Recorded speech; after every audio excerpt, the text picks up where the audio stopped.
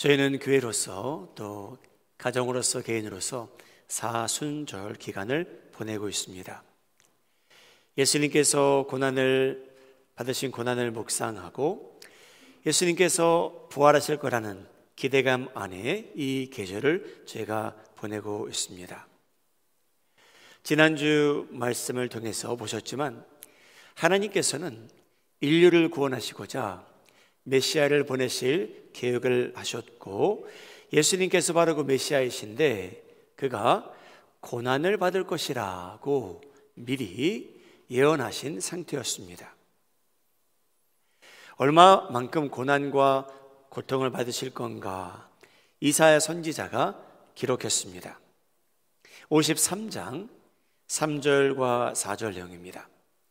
그는 멸시를 받아 사람들에게 버림받았으며 간고를 많이 겪었으며 질고를 아는 자라. 마치 사람들이 그에게서 얼굴을 가리는 것 같이 멸시를 당하였고 우리도 그를 귀히 여기지 아니하였도다.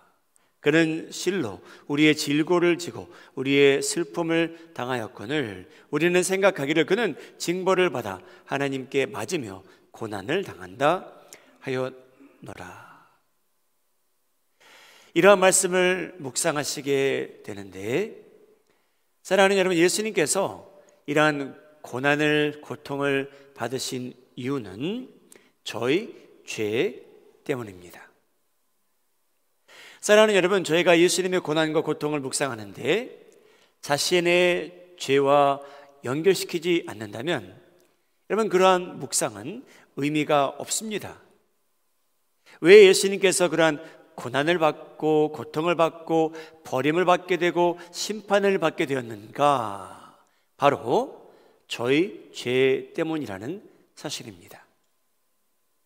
저희 모든 죄를 예수님께서 지시고 심판받으셨기에 그러한 고난과 고통이 그에게 임합니다.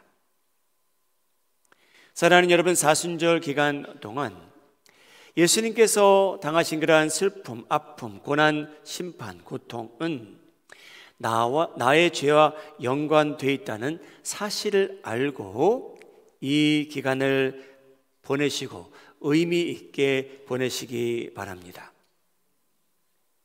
시편 130편은요, 이 저자가 어떤 주제를 다루냐 하면요, 만약 하나님께서 나의 모든 죄를 기록한다면 그것이 주제입니다. 여러분, 누군가가 저희가 지은 모든 죄가 있는데, 과거에, 현재, 또 미래에 지을 모든 죄가 있는데 그것을 다 기억하고 기록해 둔다면 하나님 앞에 설 자가 없다라는 그러한 내용입니다. 그 내용이 3절에 등장하지만 제가 그 3절은 나중에 읽겠습니다. 그래서 저자는 여러분, 자신이 지은 죄가 있는데 거기에 대해 탄식하는 장면입니다. 시편 130편 1절 2절입니다. 여러분, 화면을 보시고 어떻게 탄식했는지 한번 읽도록 하죠. 시작. 여호와여, 내가 깊은 곳에서 주께 부르짖었나니 나이다. 주여, 내 소리를 들으시며 나의 부르짖는 소리에 귀를 기울이소서. 여러분, 이 저자는 어떠한 죄를 지었는지는 모르겠지만 자기가 깊은 곳에서 주께 부르짖고 있답니다.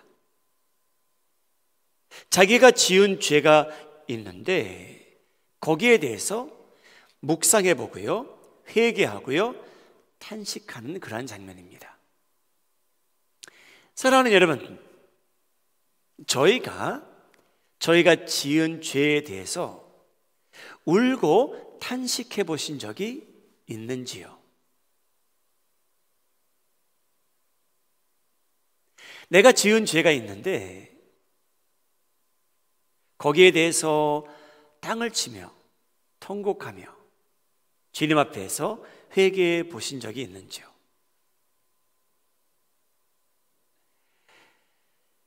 이 저자는 깊은 곳에서 주께 부르짖고 있답니다. 저희가 지은 죄에 대해서 내가 왜 그랬나? 나는 왜 그 분야에서는 변화가 없을까? 나는 어떤 도움을 받아야 될까? 내가 다음에 어떻게 같은 환경이라면 더 잘할 수 있을까? 다음에 어떻게 해야 내 남편이 아내가 쓰러지지 아니하고 내 자녀들이 걸림돌에 걸려 넘어지지 아니하고 내 이웃이 내가 사랑한다고 하는 성도가 상처를 받지 않을까? 내가 어떻게 살아가야 하나님을 더 기쁘게 할 수 있을까? 다시 한번 이 저자는 어떤 죄를 지어 갈등이 있었는지는 모르지만 여러분, 이 저자는요 자신이 지은 죄에 대하여 가볍게 여기지 않는 장면이 오늘 이 본문에 등장합니다. 저희가 신앙생활하며 자신이 지은 죄에 대하여 탄식하며 신음하며 회개하는 그러한 때가 있으셨는지요? 다윗이란 사람이 저에게 그러한 장면을 보여줍니다. 하나님께서 기뻐하시는 회개는 어떠한가? 어떻게 해서 죄 지은 사람이, 성도가 하나님과 그 관계를 회복시키는가? 그 장면을 저에게 보여줍니다. 이 다윗이라는 사람은요, 저희가 아는 바와 같이 이스라엘 왕이었습니다. 거의 절대적 능력을 소유한 그런 사람이었어요. 자기가 왕이기에 자기가 원하는 여자를, 결혼한 여자를 자기 침실로 부릅니다. 간음하게 됩니다. 그런데 간음한 후에 이 여인이 소식을 전해오기를 자기가 아기를 잉태했다고 합니다. 어떻게 할까요? 자기는 왕입니다. 그래서 이 죄를 숨겨보려고 노력을 합니다. 그런데 마지막에 선택한 숨기는 방법은 내가 간음한 여인의 남편을 죽이자. 그래서 이 다윗이라는 사람이, 이 왕이 그 남편을 죽임으로 인해 밧세바가 잉태한 것을 숨기는데 성공합니다. 그렇게 다 숨기고 잘 사는 것처럼 보였지만 하나님께서 알고 계셨고요, 하나님께서 선지자 나단을 보내서 속된 말로요, 네가 바로 그 사람이다, 네가 그 나쁜 놈이다 라고 그 죄를 지적해 주십니다. 그것으로 끝난 것이 아니고 나단 선지자는요, 하나님으로부터 받은 메시지가 있어서 그 메시지를 그대로 전합니다. 밧세바가 잉태한 아이가 죽을 것이라. 그 소식을 들은 이 다윗이란 사람이, 여러분, 자기가 아는 하나님 앞에서 이제 회개하기 시작합니다. 사무엘하 12장 16절 17절, 여러분, 이 두 구절에 등장하는 내용은 어떻게 보면 삶의 변화를 가져다주는 회개는 이러하구나 라는 모습이 등장하는데요, 여러분, 삶의 변화를 가져다 줄 수 있는 회개가 바로 이러합니다. 16절 17절 제가 함께 읽도록 하죠. 시작. 다윗이 그 아이를 위하여 하나님께 간구하되 다윗이 금식하고 안에 들어가서 밤새도록 땅에 엎드렸으니 그 집의 늙은 자들이 그 곁에 서서 다윗을 땅에서 일으키려 하되 왕이 듣지 아니하고 그들과 더불어 먹지도 아니하더라. 여러분, 여기 이 말씀에 가면요, 아이를 위해서 기도했다고 합니다. 근데 여러분, 아이만 위해서 기도했을까요?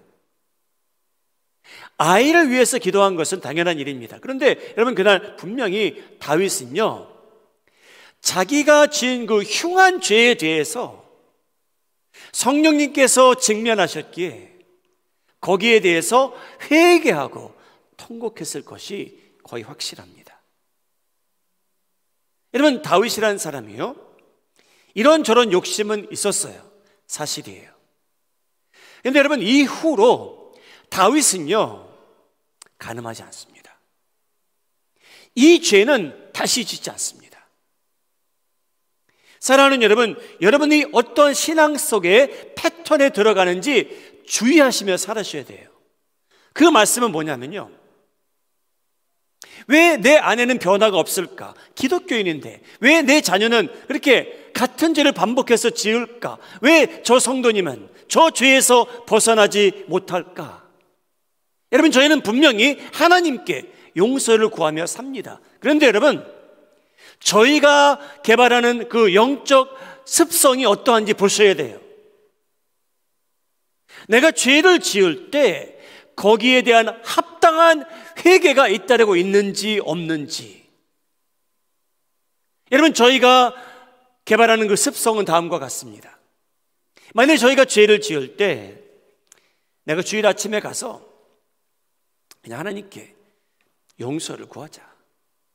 사랑하는 여러분, 하나님께서 여러분을 용서하실까요? 아닐까요? 답은 여기 있습니다, 여러분. 하나님께서는요, 여러분들이 기도하시기 전에 다 용서하셨습니다. 믿으시면 아멘 하시기 바랍니다. 여러분, 하나님께서 저의 모든 죄를 거기에 저희가 처벌받아야 될 내용까지 다 합해서 십자가에서 다 해결해 주셨어요.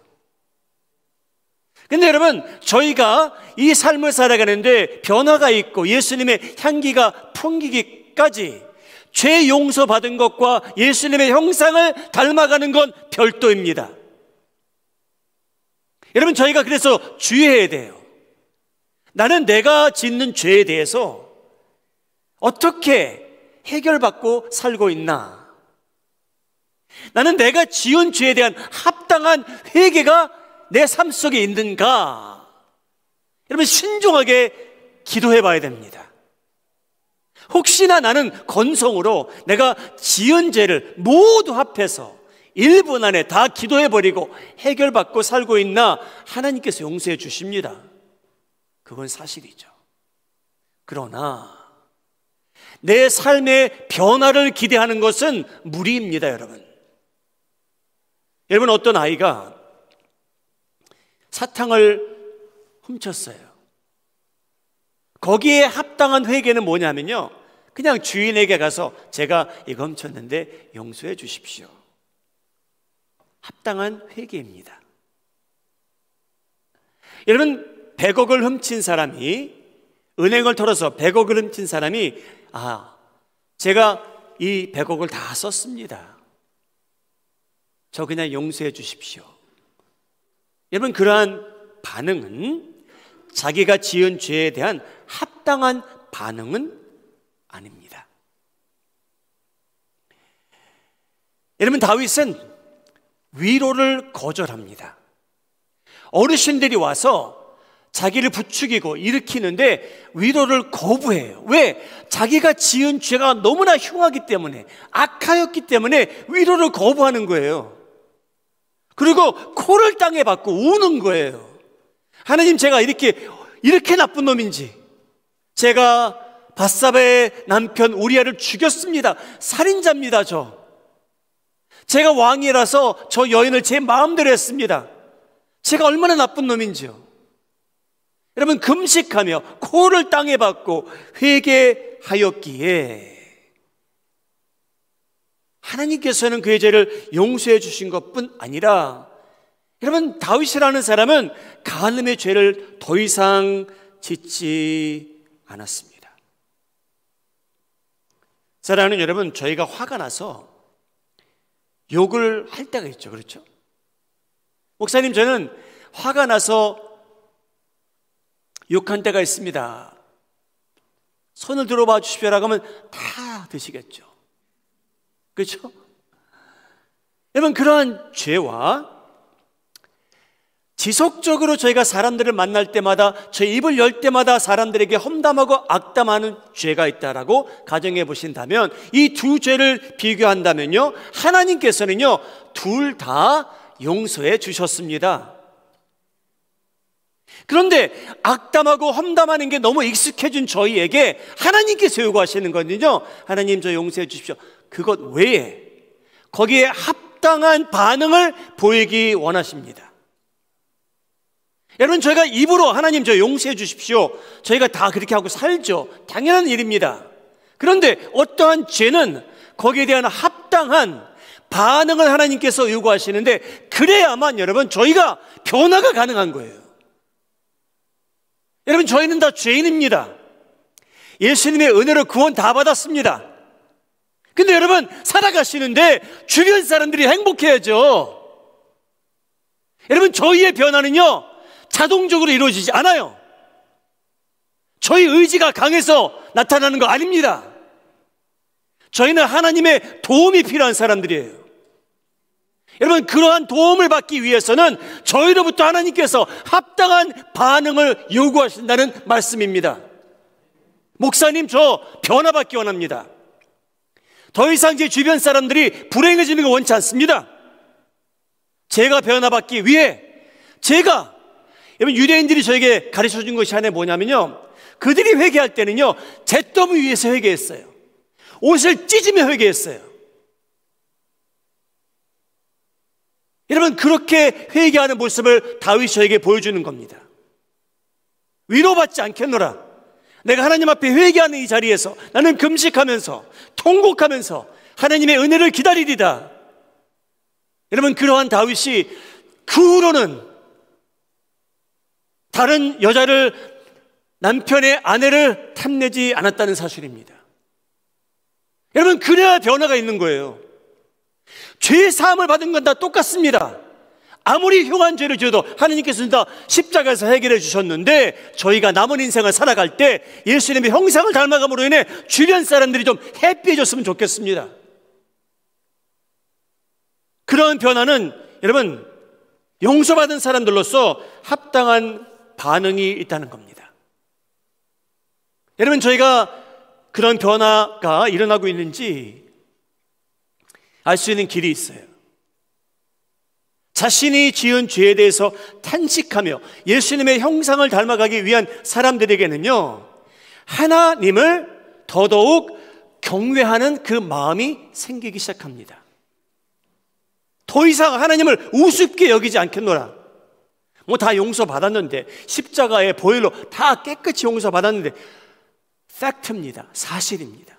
얼마나 감사한지요. 시편 130편 4장, 그러나 사유하심이 주께 있으면 주를 경외케 하심이니이다. So that we could revere you.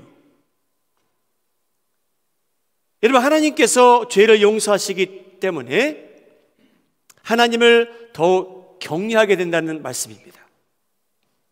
여러분, 하나님을 경외한다는 이 말씀은요, 어떠한 심판이 두려워서가 아니고요, 저희가 지옥을 갈까 해서 공포 분위기를 만들자는 것도 아니에요. 여러분, 저희 죄 사함을 받았기에 하나님의 아들, 딸들이 이미 되었습니다. 그런데 하나님께서 거룩하심을 깨닫고 저에게 베푸신 은혜를 깨닫고 나의 모든 죄를 용서하셨기에 여러분, 저희가 살면 살수록 이제 더 죄 짓는 것을 두려워한다는 겁니다. 죄를 더 미워하게 된다는 겁니다. 그러한 현상이 여러분 삶 속에 날마다 나타나기를 예수님의 이름으로 소원합니다. 하나님을 경외한다는 것, 그것이 어떻게 행동으로 나타나는지 모세가 알려줍니다. 이스라엘 백성들이 하나님의 심판을 두려워할 그때에 모세가 이스라엘 백성들에게 진리의 말씀을 전하는데, 출애굽기 20장 20절입니다. 같이 읽도록 하죠. 시작. 모세가 백성에게 이르되 두려워하지 말라. 하나님이 인자하심은 너희를 시험하고 너희로 경외하여 범죄하지 않게 하려 하심이니라. 두려워하지 말래요. 하나님을 경외함으로 인해 범죄하지 않게 하려 하심이라. 여러분, 저희 마음속에 그러한 심정의 뿌리가 내리길 바랍니다. 하나님, 저 하나님께 죄 짓는 거 원치 않습니다. 범죄하는 게 이제 두렵습니다. 사랑하는 여러분, 내가 신앙생활 하는데 하나님을 더욱 경외하게 되는지 아닌지, 하나님을 경외하지 않는다면 우리는 우리의 죄를 충분히 슬퍼하지 않고 있다는 사실입니다. 저희는 일주일에 한 번 지은 모든 죄 해결하는 데 익숙해지는 그런 영적 습관을 개발하게 되면 여러분, 죄를 위해서, 자신이 지은 죄를 위해서 통곡한다는 것이 여러분 너무나 외람된 이야기예요. 하나님께서 다 용서해 주셨는데 왜 당신은 그렇게 자신이 짓는 죄에 대해서 통곡하며 금식까지 하며 살아갑니까? 우리 마음에 하는 장로교 성도님들, 저희가 건성적인 회개만 하며 사는 백성들 되지 않기를 예수님의 이름으로 소원합니다. 어떤 때는 여러분, 하나님께서 저희가 지은 죄에 대한 합당한 회개를 하기 원하세요. 그것을 보기 원하시는 하나님이세요. 저희의 죄는 물론 다 용서해 주셨지만, 사랑하는 여러분, 십자가에서 흐르는 용서와 은혜는 끊임없습니다. 여러분, 십자가를 통해서 저에게 주신 은혜와 축복은 끊임없습니다. 풍부합니다. 원하는 모든 사람에게 하나님께서 은혜를 주신다고 약속하셨습니다. 그러다 보니 저희가 드리는 영적 습관 중에 하나가 용서라는 것을 너무나 쉽게 여기는 때가 옵니다. 용서가 너무나 자유롭게 주어졌기에 여러분, 저희는 어느 사이에 죄를 너무나 우습게 알고 살게 되었지요. 여러분, 바울에게 그런 깨달음이 있었어요. 하나님께서 우리 죄를 다 용서하셨다. 완벽하다. 그러면 내가 죄 안에서 살아도 하나님의 은혜는 나를 용서하신다. 그 원리를 깨달은 사람이에요. 그래서 이런 질문을 하게 됩니다. 로마서 6장 1절. 그런즉 우리가 무슨 말을 하리요? 은혜를 더하게 하려고 죄에 거하겠느냐? 여러분, 이 말씀은요, 우리가 하나님의 자녀로서 죄를 짓고 사는데 그 죄를 용서하는 하나님의 은혜가 동등하대요. 항상 매차하신대요. 하나님께서요, 다 용서하신대요. 그래서 바울이 질문하는 거예요. 그러면 그냥 나 죄 안에서 살아도 하나님의 은혜가 내 곁에 있으리라. 그래서 죄 안에서 살까요? 퀘스천 마크예요. 물론 답은 아니라고 말합니다. 그러지 말자고 합니다. 정반대되는 삶을 살자고 바울은 증거하고 있습니다. 사랑하는 여러분, 하나님을 경외한다, 내가 지옥에 갈까 그런 두려움 아니고요, 하나님이 거룩하시기에 나의 모든 죄를 사해 주셨기에 내가 죄를 좀 더 멀리하며 살았으면 좋겠다, 그러한 마음이 여러분 삶 속에 회복되기를 주님의 이름으로 축복합니다. 이렇게 살다 보면 여러분, 하나님을 경외하는 사람들을 위해 하나님께서 예비하신 특별한 인자하심이 있답니다. 여러분, 그런 하나님의 사랑 안에서, 따뜻하고 포근한 사랑 안에서 우리 신앙생활하며 살아가시기를 주님의 이름으로 소원합니다. 시편 130편 7절입니다. 이스라엘아, 여호와를 바랄지어다. 여호와께서는 인자하심과 그 사랑하심과 풍성한 속량이 있습니다. 하나님의 인자하심이 그렇게 풍성하답니다. 용서하심이 풍성한 만큼 하나님의 사랑도 풍부합니다. 그래서 여러분, 하나님을 경외하며 죄를 멀리하며 살아가면 살수록 하나님의 사랑이 피부에 와 닿는다는 겁니다. 사랑하는 여러분, 여러분들이 하나님을 경외하고 자신이 지은 죄에 대해서 합당한 회개를 하며 살아가실 때에 이러한 사랑이 여러분 삶 속에, 가정 위에 가득 차기를 주님의 이름으로 축복합니다. 죄에 대한 용서와 하나님을 경외하는 중요성과 하나님의 사랑과의 관계를 하나로 묶은 성경 구절이 있습니다. 나의 죄, 하나님의 은혜, 사랑, 이것이 다 연결되어 있는 구절이 있는데요, 시편 103편 읽겠습니다. 같이 읽도록 하죠. 시작. 이는 하늘이 땅에서 높음같이 그를 경외하는 자에게 그의 인자심이 크심이로다. 동이 서에서 먼 것 같이 우리의 죄가를 우리에서 멀리 옮기셨으며 아버지가 자식을 긍휼히 여김같이 여호와께서는 자기를 경외하는 자를 긍휼히 여기시나니. 여러분, 이 내용 오늘 설교 내용이에요. 우리의 죄를 동에서 서에서 먼 것처럼 하나님께서 다 옮기셨대요. 하나님께서 기억하지 않으실 거래요. 그리고 하나님을 경외하며 살아가는 자들을 위해 하나님께서 베푸시는 그 인자심이 있다라고 약속하십니다. 우리 마음이 하는 잔욱의 성도님들, 하나님께서 우리의 모든 죄를, 지은 죄를 다 기록해 두신다면 누가 그 앞에 설 수 있겠습니까? 저희가 창피스럽고 부끄러워서 어떻게 서겠습니까? 시편 130편 3절이 그 내용입니다. 여호와여, 주께서 죄악을 지켜보실진데 주여 누가 서리까? 2022년 이제 3월달 마지막 주일입니다. 여러분, 지난 한 2개월 반 동안 저희가 얼마나 다양하고 많은 죄를 지었을까요? 저희는 기억하고 싶지 않습니다. 근데 여러분, 다행히도요, 하나님께서 그 기록, 하나님의 자녀들을 대상으로 남기지 않으시겠답니다. 동이 서에서 먼 것 같이 다 옮겨주셨답니다. 그러한 은혜를 받은 저희들, 어떠한 죄는 여러분 거기에 합당한 반응을 보이는데 조금 더 익숙해지시기 바랍니다. 이 죄는 내가 말로만 해결할 것이 아니다. 내가 용서도 구하고 금식도 하고 코를 땅에 대고 기도해보고 통곡해보고 죄사함을 받은 자로서 살아가자. 그렇게 살아가실 때 점점 죄를 멀리하시게 되고 여러분 주변에 있는 사람들이 행복해지고 하나님의 인자하심이 여러분 삶 속에 이 아름다운 교회에 가득하기를 주님의 이름으로 축복합니다. 잠시 개인적으로 기도하는 시간 가지시기 바랍니다. 하나님, 제가 하나님의 용서를 구하며 삽니다. 그런데 하나님, 제가 너무 건성으로 제 입으로만 용서를 구하며 살고 있었네요. 제 눈물은 사라졌고 코를 땅에 박고 기도하는 것도 없어졌고 저의 죄에 대한 눈물을 흘리는 것도 사라졌습니다.